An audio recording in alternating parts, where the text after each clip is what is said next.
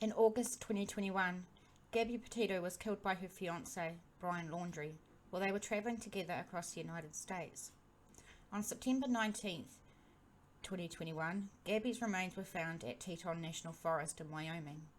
An autopsy found she was killed by manual strangulation and blunt force trauma to the head. On November 23rd, it was announced that Brian Laundrie died due to a self-inflicted gunshot wound to the head.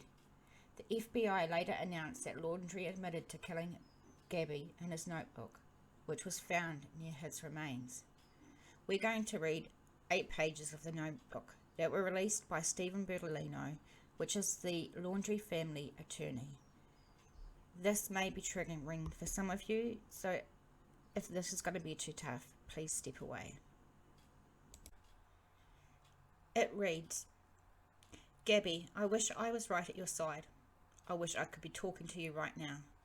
I'd be going through every memory we made, getting even more excited for the future, but we lost our future. I can't live without you. I've lost every day we could have spent together, every holiday.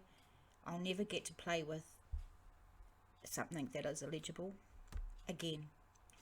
Never go hiking with TJ. I loved you more than anything. I can't bear to look at our photos, to recall great times, because it is why I cannot go on. When I close my eyes, I will think of laughing on the roof of the van, falling asleep to the side of something illegible at the Crystal Geyser. I will always love you. If you were reading Gab's journal, looking at photos from our life together, flipping through old cards, you wouldn't want to live a day without her. Knowing that every day you'll wake up without her, you wouldn't want to wake up.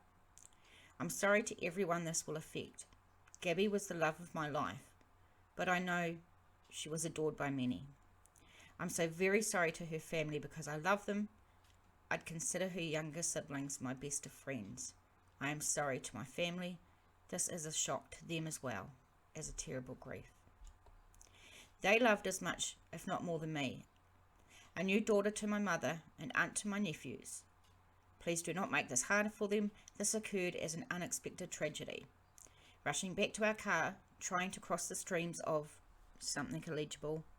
Before it got too dark to see, too cold, I heard a splash and a scream. I could barely see. I couldn't find her for a moment, shouting her name. I found her breathing heavily and gasping. She was freezing cold. Something illegible, the blazing hot national parks in Utah. The temperature had dropped to freezing and she was soaking wet.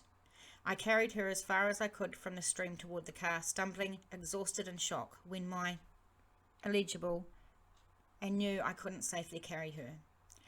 I started a fire and spooned her as close to the heat. She was so thin, had already been freezing too long. I couldn't at the time realize that I should have started a fire first, but I wanted her out of the cold back to the car. From where I started the fire, I had no idea how far the car might be. I only knew it was across the creek. When I pulled Gabby out of the water, she couldn't tell me what hurt. She had a small bump on her forehead that eventually got larger. Her feet hurt, her wrist hurt, but she was freezing, shaking violently. While carrying her, she continually made sounds of pain. Laying next to her, she said little. She was going in violent shakes, gasping in pain, begging for an end to her pain. She would fall asleep and I would shake her awake, fearing she couldn't close her eyes if she had a concussion. She would wake in pain, start her whole painful cycle again. Something illegible. Furious that I was the one waking her, she wouldn't let me try to cross the creek. Thought like me that fire would go out in her sleep and she'd freeze. I don't know the extent of Gabby's injuries, only that she was in extreme pain.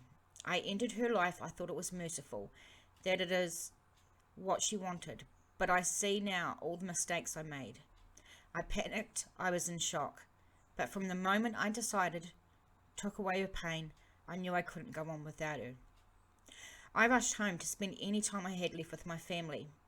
I wanted to drive north and let James or TJ kill me, but I wouldn't want them to spend time in jail over my mistake, even though I'm sure they would have liked to. I'm ending my life, not because of fear of punishment, but rather because I can't stand to live another day without her. I've lost our whole future together, every moment we could have shared. I'm sorry for everyone's loss. Please do not make life harder for my family. They lost a son and a daughter, the most wonderful girl in the world. Gabby, I'm sorry. I have killed myself by this creek in the hopes that animals may tear me apart, that it may make some of her family happy. Please pick up all the things that Gabby hated people who litter. After the notebook's contents were released by the Laundrie family's attorney, and attorney for Gabby Petito's parents released the following statement. Quote, I'm shocked that within 30 minutes of the time we left the FBI office, the notebook was released. Neither myself nor Joe Petito or Nicole Smith released that from the notebook. This was disgusting to read. It was disgusting to listen to. And let's talk about it in the comments. Yeah, a gross person who killed such a beautiful young lady that had her whole life ahead of her. And we will never forget.